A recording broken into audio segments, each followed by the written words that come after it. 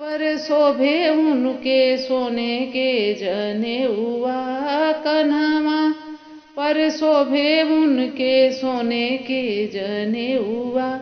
कमर पीताम्बर आजू सुंदर बर ब्याहन आयो। कमर पीताम्बर आजू सुंदर बर ब्याहन आयो। सजी गईले अंगना दुआर सदा शिव ब्याहन आयो।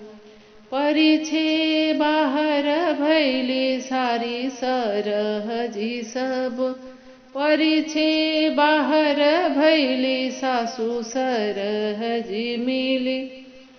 बर रूप देखी निहाल महादेव।